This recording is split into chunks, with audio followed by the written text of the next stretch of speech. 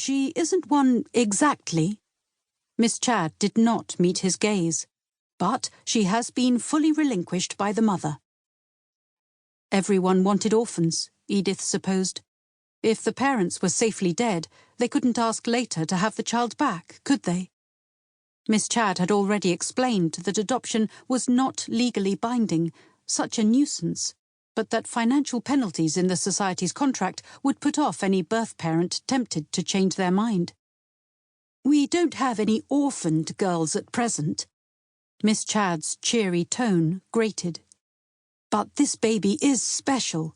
The mother's family are well-connected, gentle folk. Most unusual for a girl of that upbringing to get herself into trouble, but this war has upset everything. We've had no problems with the child. Healthy, takes her milk well. Spirited, I'd say. You've seen that yourselves. But with the right training, I believe you'd be very pleased. It was, Edith thought, as though they were acquiring a puppy, not a baby. The infant stared with fascination at the white silk handkerchief in Philip's breast pocket. At his chuckle, her round-eyed gaze moved to his face, and she batted his jaw with her starfish hand. To Edith's amazement, her usually solemn husband burst out laughing. "Philip?" she said in desperation. "I don't think I want—" "Edie, she likes me," he broke in, his eyes shining with happiness. "Yes, I'm sure she does. But don't you think that sweet, fair-haired girl— an absolute enchantress, isn't she, Mrs. Burns?" Miss Chadd cooed. "More placid than this little puss, but then she's adorable in her own way too. It's your choice. We like our parents to feel satisfied. Both children are available immediately, though we do have a waiting list for baby girls." "We'd better decide right away," Philip said, turning serious. "Whichever you like, of course, Edie dear." He smiled down at the kitten baby. "But I prefer this little thing." Later, when Edith looked back, she wondered how she'd allowed it to happen, why she'd given in to her husband's whim and taken a baby she hadn't warmed to.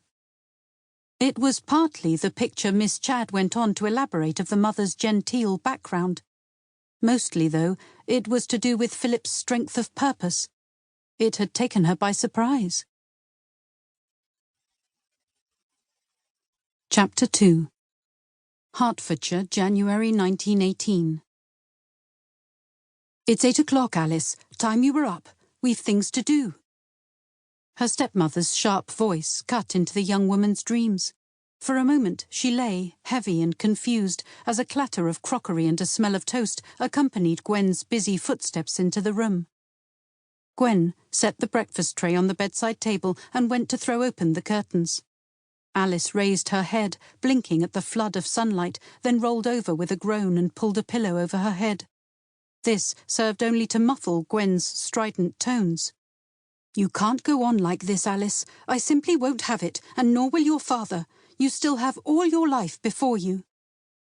Alice pressed the pillow over her ears. She knew all too well her stepmother's opinion of her. Gwen was running through the phrases again. "Selfish. I never knew such a girl. Your poor father. It's nearly broken him."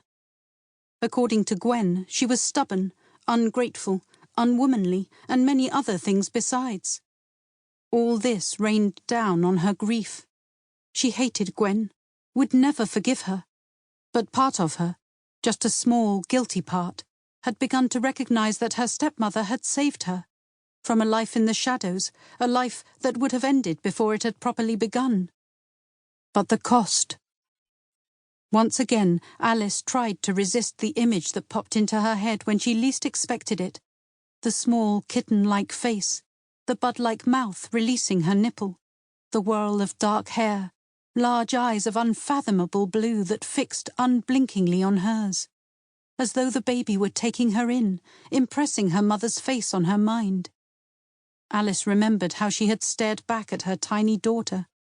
"Oh, look at you," she'd crooned, and her lips had met the soft skin of that small forehead in a kiss. "Look at you, my darling."